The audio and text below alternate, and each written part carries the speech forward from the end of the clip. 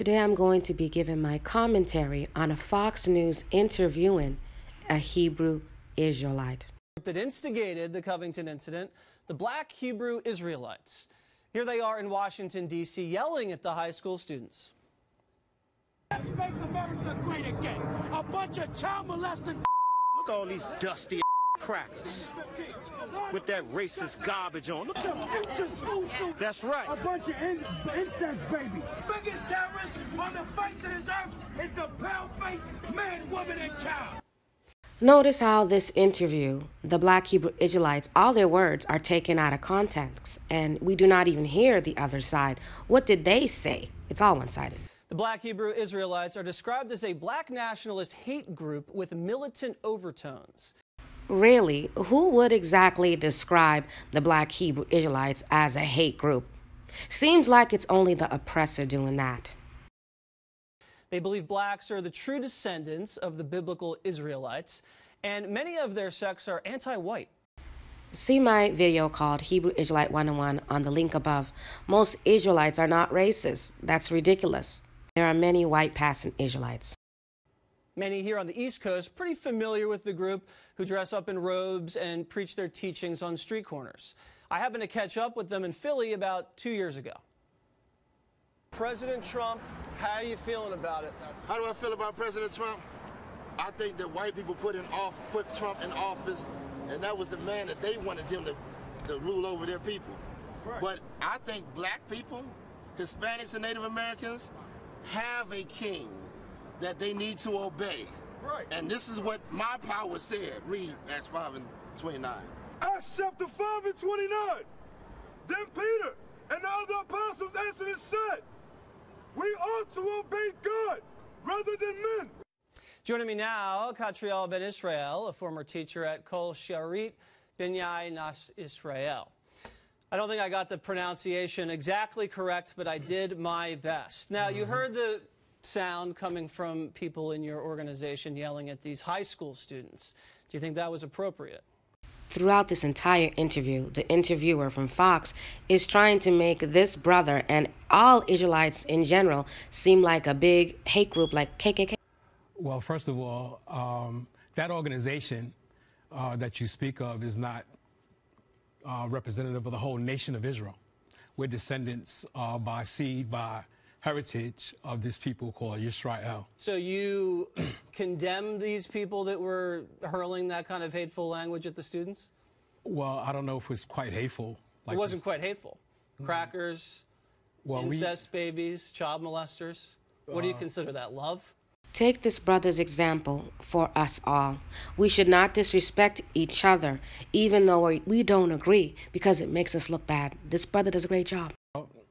They have a way and a style that they bring their message to the people. What's that message, though? That's a hateful message.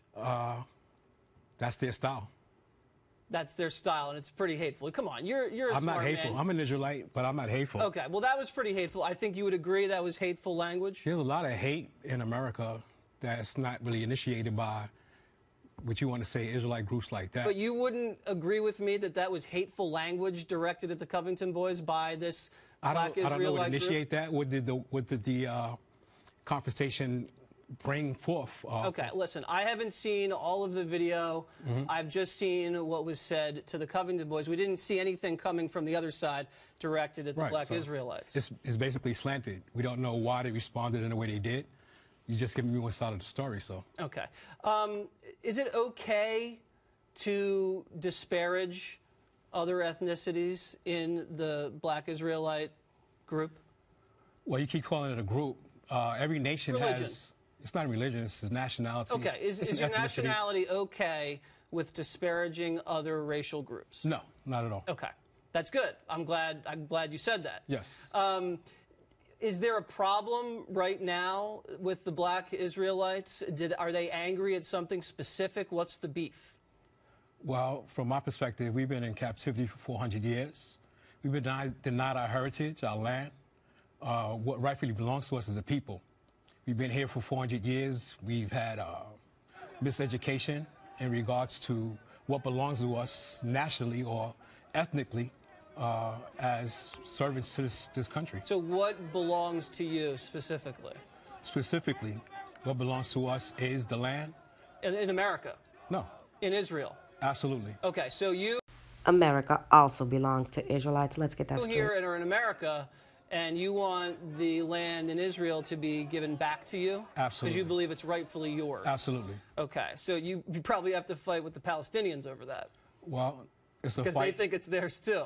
So a lot of people think it's theirs, but prophecy says the children of Israel will return to their land from the scattered places that we've been scattered. Okay. Your group has been called a hate group. Well, you keep saying my group.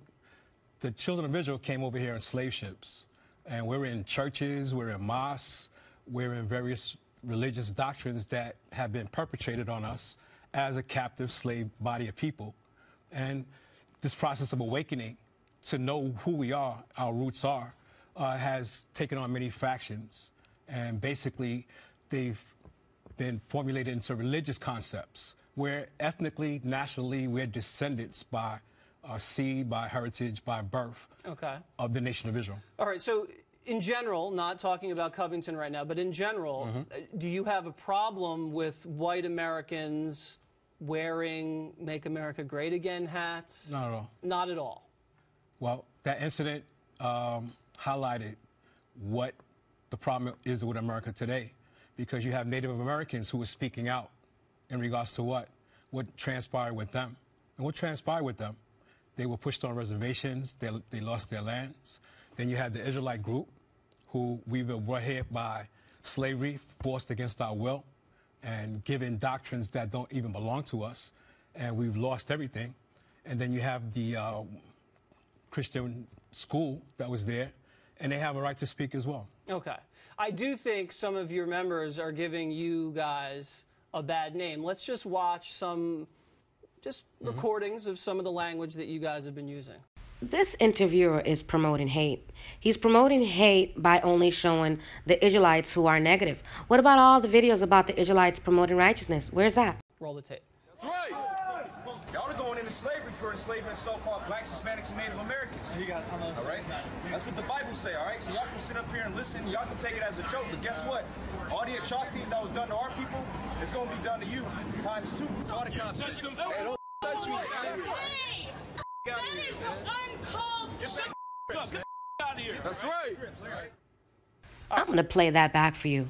The guy said, call the cops. Hey, don't touch me. And then all we see is a white woman fall to the floor.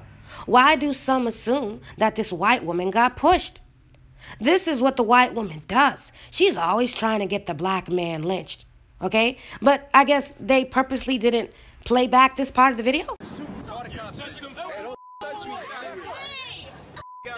All the cops. Hey, don't touch me. All right, so that's pretty aggressive, rhetorically and physically. See the woman on the ground there. This is representative of that nationality. Anytime anybody hears about the Black Israelites, that's what they think of.